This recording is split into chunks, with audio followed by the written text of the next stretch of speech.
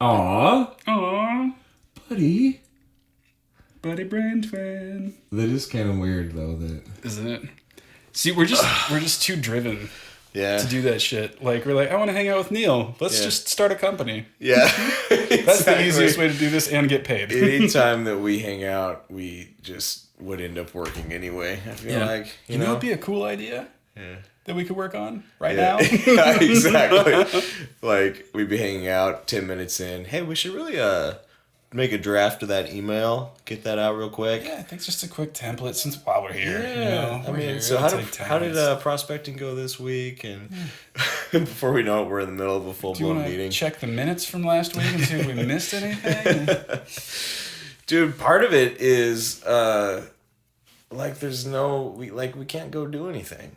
Yeah, Like- there's not a thing to do. The thing that we would probably end up doing to just straight up hang out would be to go on like a bro movie date. Is what I picture. Yes, absolutely. But that's not an option. It is not an option. Which is such a bummer. I know.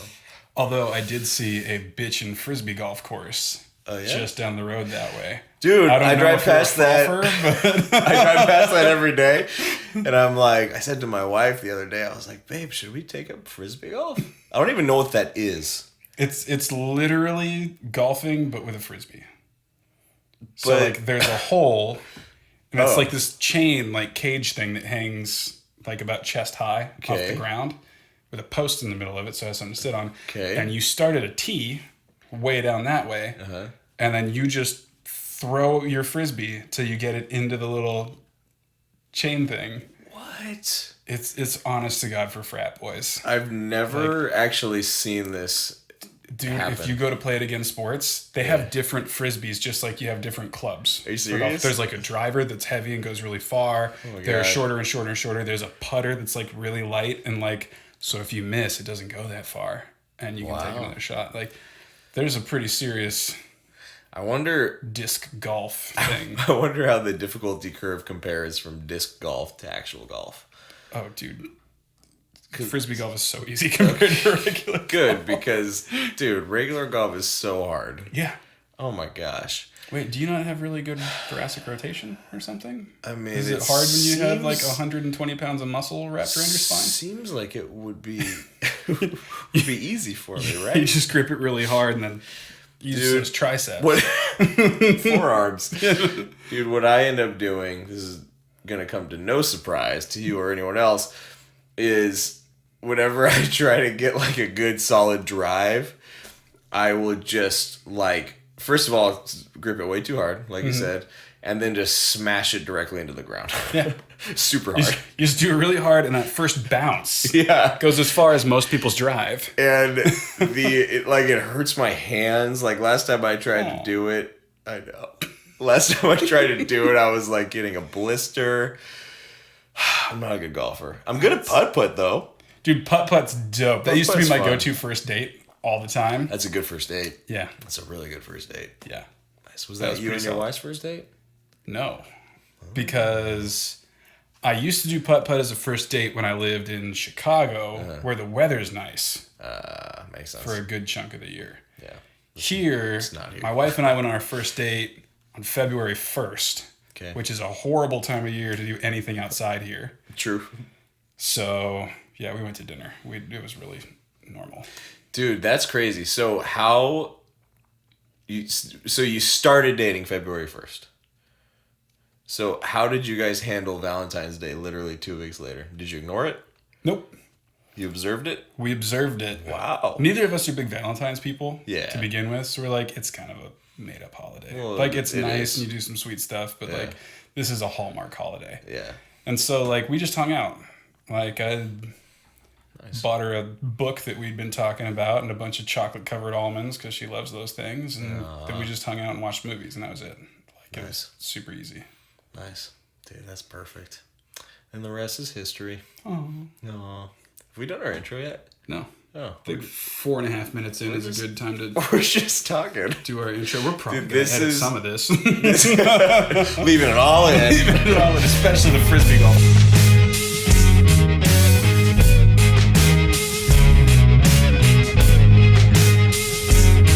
45-minute episode, first 15 minutes are just us talking. Dude, I hate it when that happens on podcasts, though. We should really knock that shit off. Yeah. Dude, this is us hanging out. This is our hangout time right here. What is going on, guys? Welcome back to the Big Freakin' Health Coach Podcast. I'm Big Freakin' Neil, getting less and less big by the day. And I'm joined... Just wasting away. I'm joined, of course, as always, by my good buddy, business partner, brain twin, Health Coach Kane. What's up, big guy? What's going on, man? I threw a good in there, and I swapped the order, and it... Freaking loved it. Did you like it? Yeah, I thought it had a really nice ring to it. Okay. The good made me feel good. Aw. Yeah. Nice. Okay, maybe I'll keep it. So, you're all the way down to, what, 215-something pounds like that? Ish. Hopefully by the time this airs, I'll be much lighter, because I will need to be. you need another 10 pounds or so? Yeah. Yeah. Pretty much. When I met Big Neil, he was 280 pounds. I was, huh? Yeah. Yeah. That was a minute ago. Those were the days, man. Where you'd fall asleep eating chicken at night. That's a true story. When I probably then too, but also when I was just trying to get bigger, like when I was skinny. Yeah. Just cramming in all the food was so hard. I would literally fall asleep on the couch and wake up and have like a plate of chicken in my lap.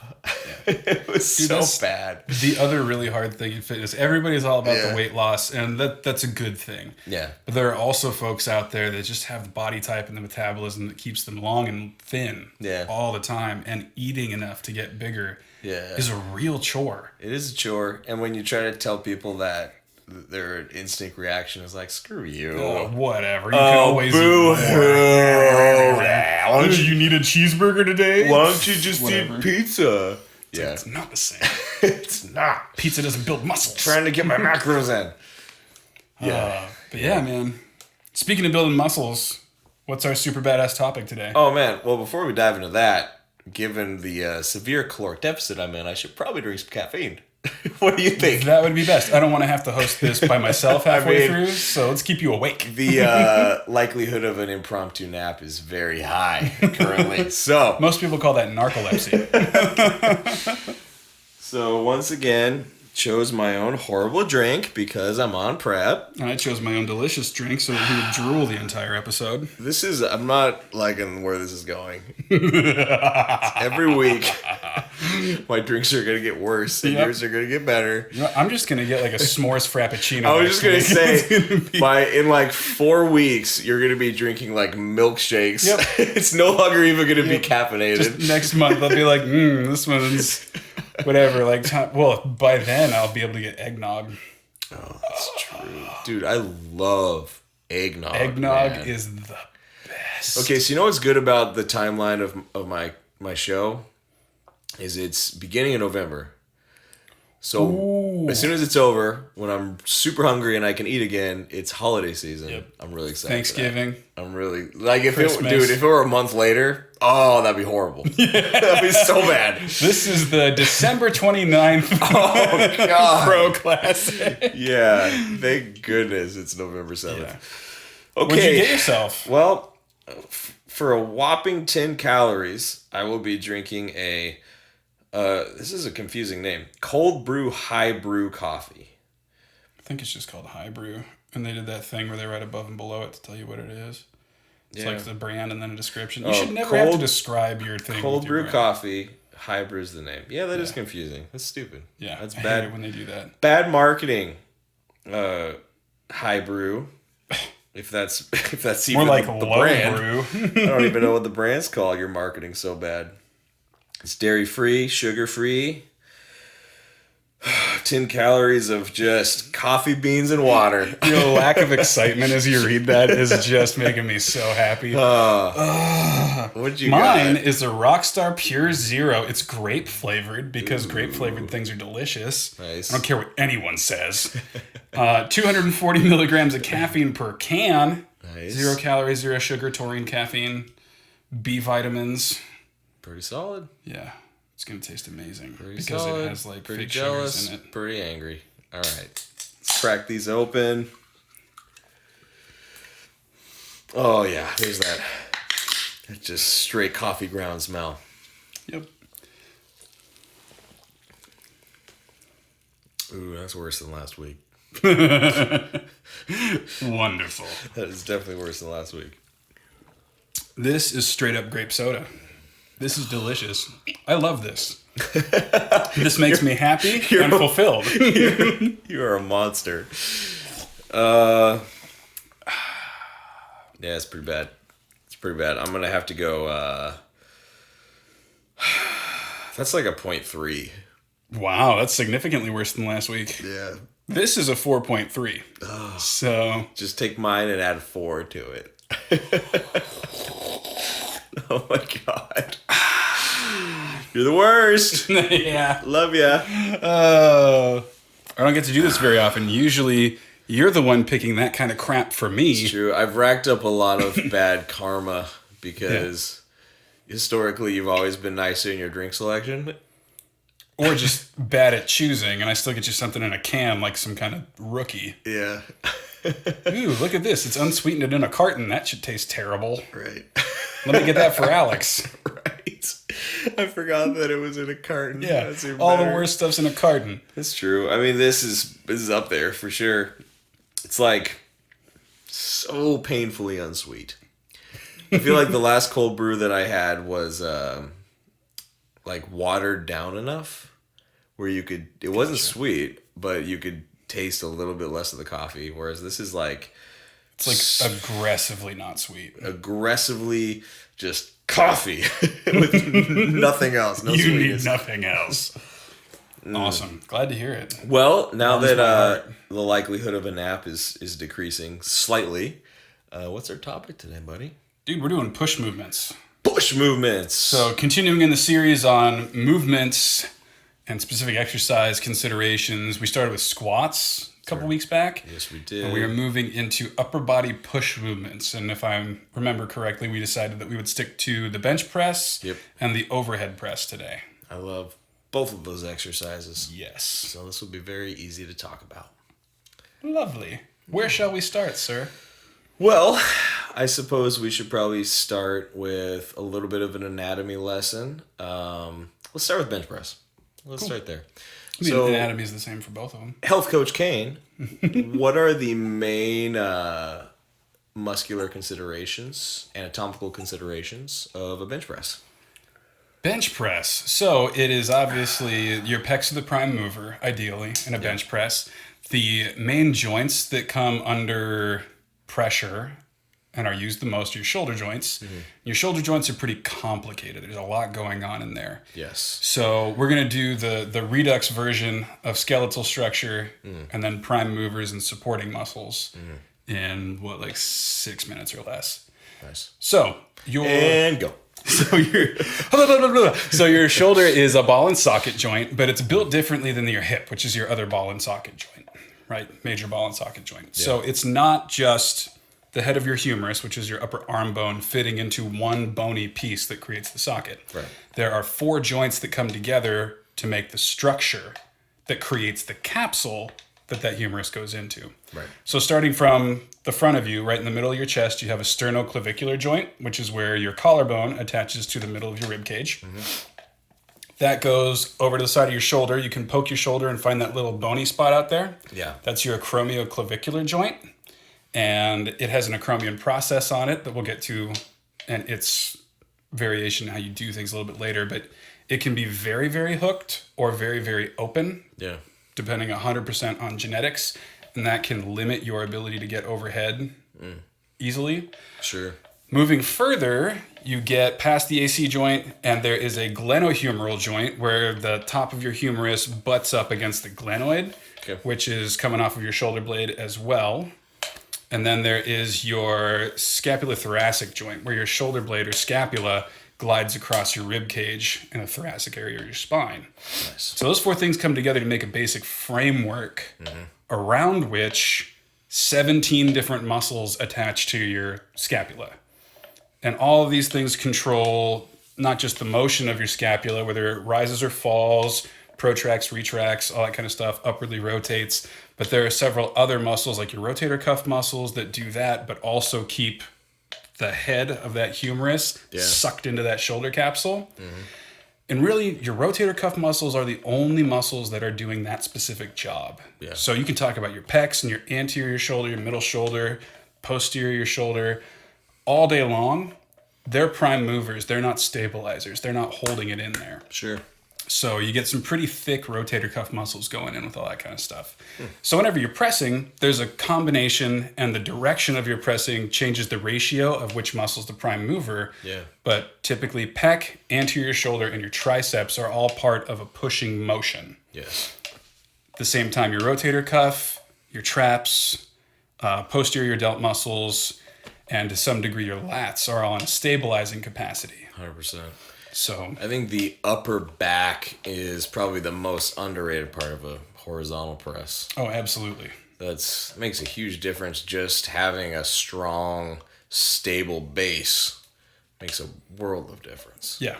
If you can't stabilize that shoulder joint, it will significantly decrease the amount of weight you're able to move 100%. in any pushing direction. Yeah, 100%. So along with all your pushing work, we'll get to the pull episode in a later episode to show you how to build a lot of strength, endurance, and straight up muscle in that area as well. But for today, we're just going to stick with the pushing. Yeah, for sure. Just keep in mind the super important pull episode is coming, and you should definitely tune in. Yes, 100%. It's very relevant to what we're talking about today as well. It will also help with having a shelf to put a bar on for a squat. Yes. Stabilizing your upper body for a deadlift. Like, the upper body pull episode is going to be incredibly important for all of your strength goals. Yeah. Oh, absolutely. Strength, posture, general badassery. Oh, yeah. Plus, traps look way cooler than abs, I'm not going to lie. Oh, yeah. Traps are the new abs. 100%. Okay, Yeah, so that's pretty much the basic anatomy. Yeah. And the basic prime movers and supporting muscles, and then the stabilizing muscles on the opposite side. Solid. And then what would you say is the biggest distinction between how those work as a horizontal press, bench press, versus a vertical press, overhead press? What's the distinction there? The ratio of work, so on a horizontal press, your pecs are a lot more involved because you're pushing in that direction. It's a sagittal movement. Yeah. They're going to flex a lot more that way. The more vertical you get with your press, the more of the brunt of that movement is coming to your shoulders. Sure. Just because pushing straight up, very little pec involvement with that. Yeah, just a little, I would say just a little bit of the top of your pec, but primarily, you're working with shoulders. So looking at a bench press, you do have a pec major and a pec minor. Your pec minor is active and often a source of tension, but it's not your prime moving muscle. Yep. So that's another thing to keep in mind. If you don't feel the bigger part of your pec working a lot, it might be worth doing an activation exercise before you get under the bar. Let's talk more about the pecs, because there's a common misconception that in order to target the various parts of your pec, you need to use all these different angles, and that usually your pecs are thought of as three different muscles. Your upper pecs, your middle pecs, and your lower pecs. And oftentimes you'll see, especially bodybuilders and physique athletes, really hammer away at their upper pecs. They do a lot of incline work to sort of bring out that shelf, that Arnold Schwarzenegger style separation through there. What are your thoughts on that?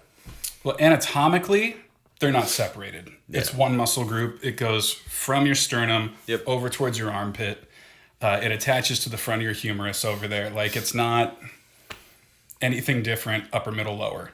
You can change the emphasis of which of those muscles have the most strain placed on them for those areas by changing the degree to which you're pushing. So the incline press, the flat, and the decline. Yes. But that's not always directly correlated with the direction you're moving in. So for example, you see a lot of people try to build that shelf with the incline press. Yes. And you will work it concentrically as you push a lot with the incline press. Yeah. But if you really want to develop it, it actually gets the most total muscle activation during the eccentric or lowering portion of a decline press.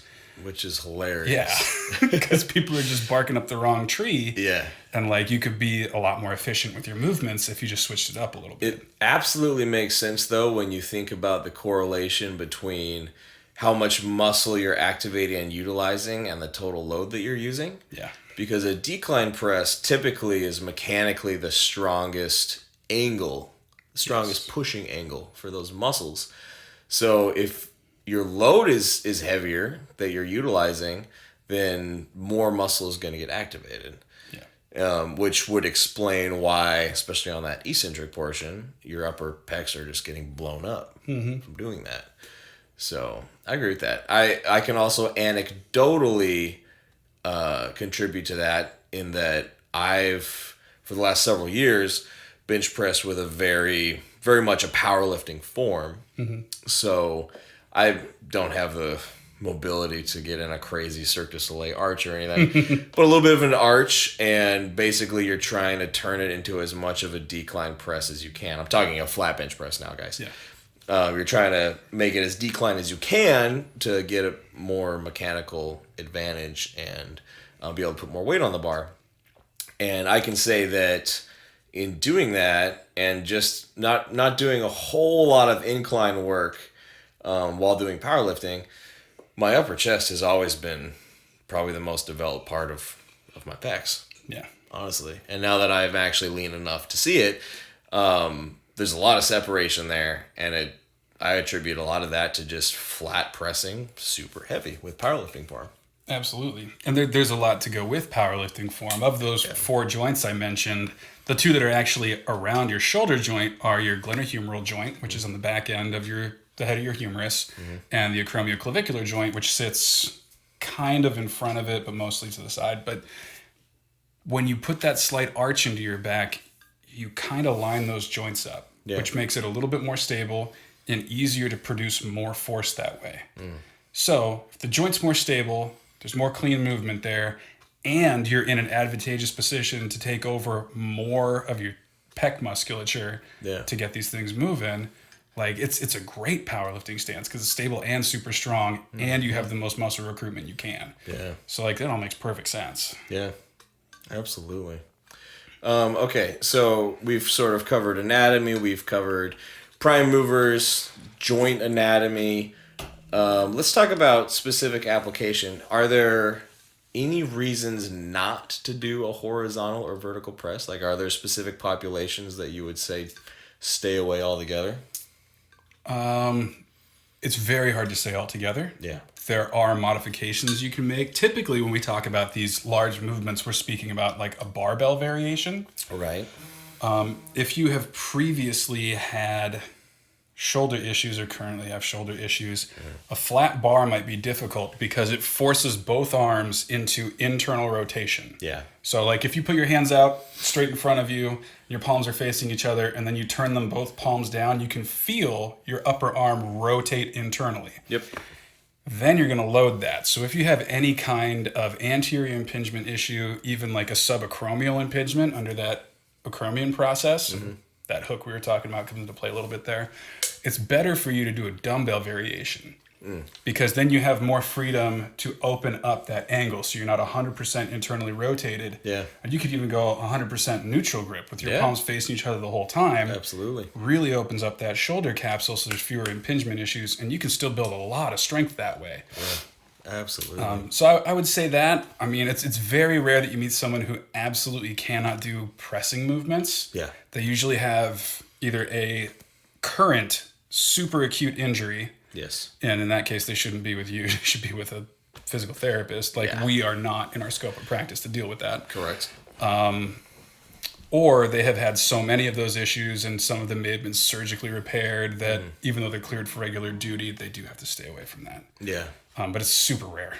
Very rare. And there's so many other push variations. Like obviously today we're focusing on these two main exercises, but if someone struggles with that type of horizontal pressing, like a bench press, there's so many other types of horizontal pressing that you could do. You can do cables, bands, push-ups. You can do all kinds of variations. And within all those variations, there's there's regressions and progressions. Like if you can't do a push-up, you can do an elevated push-up. There's so many options. Yeah. So your horizontal push isn't limited just to a barbell bench press. yeah.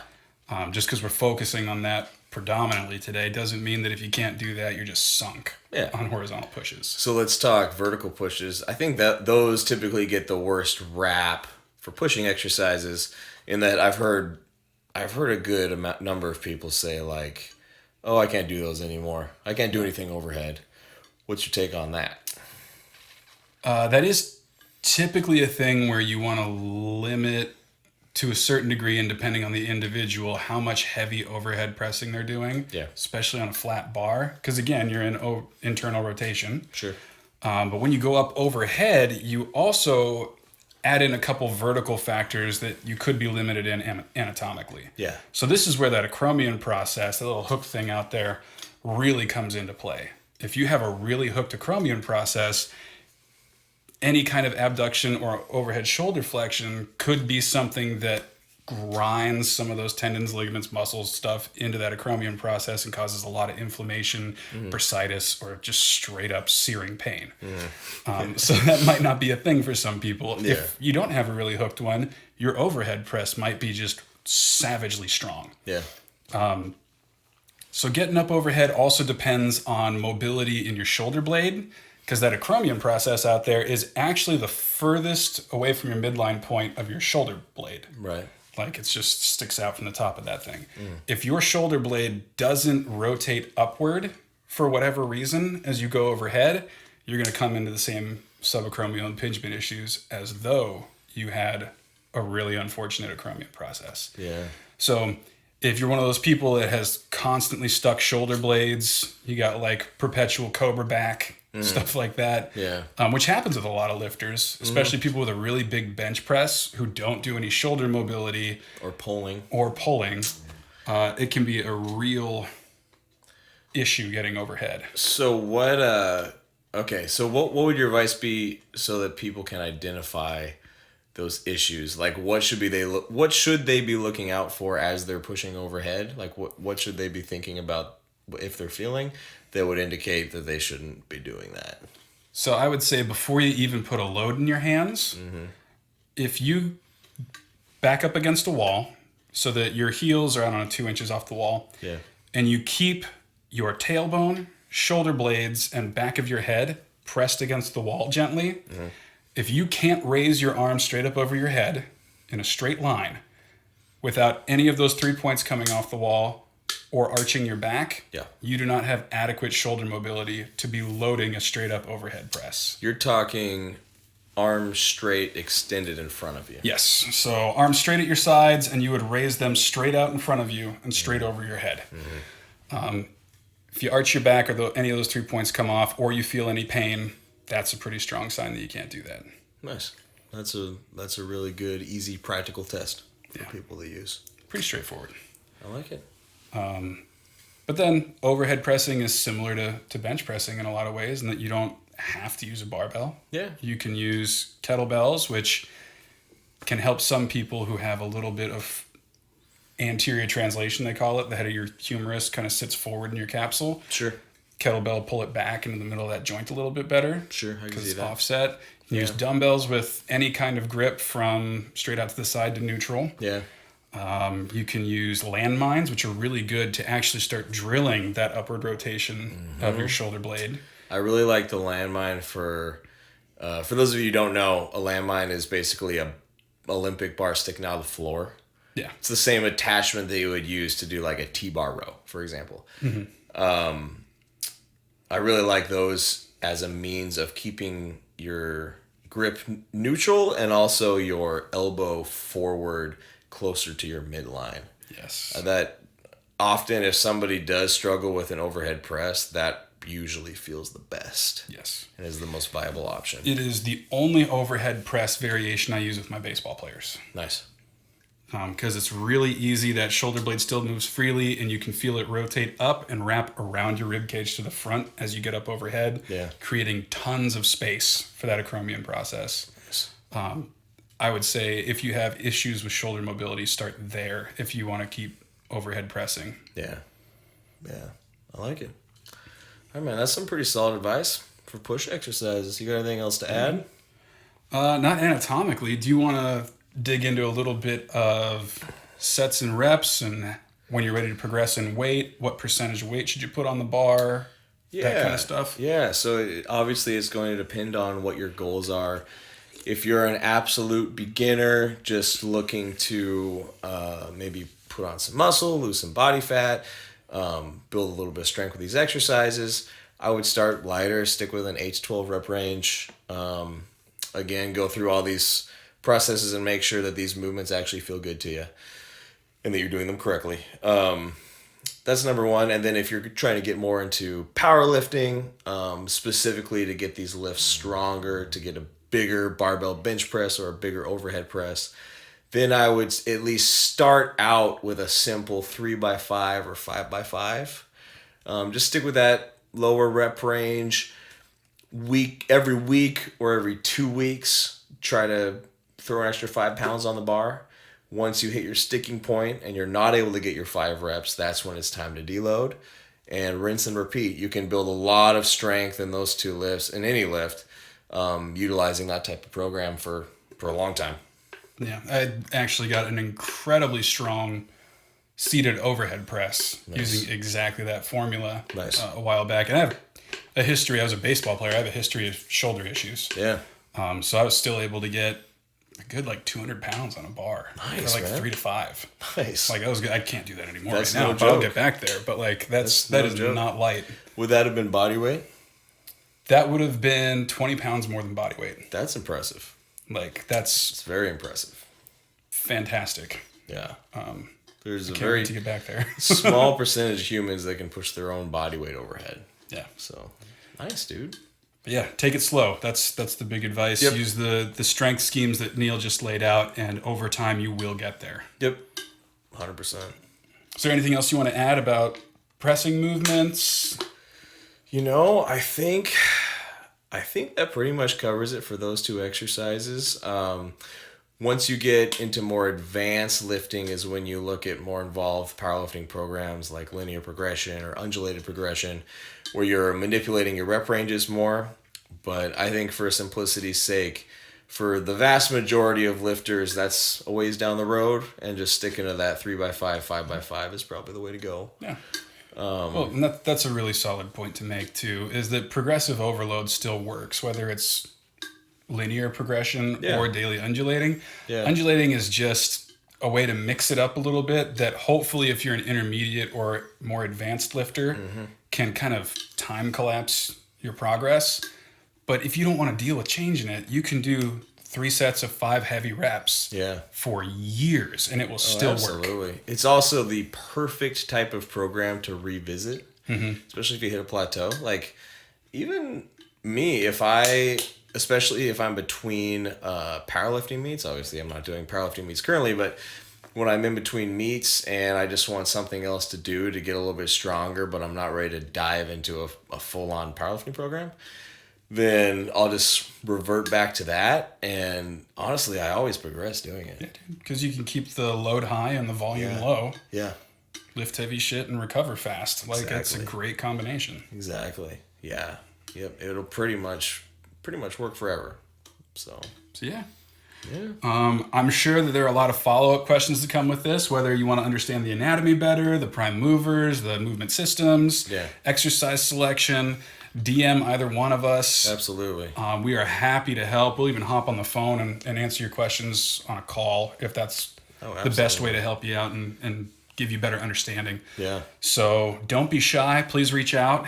And if you like this episode and you got somebody that you want to do International Chest Day with this coming Monday, send it to them.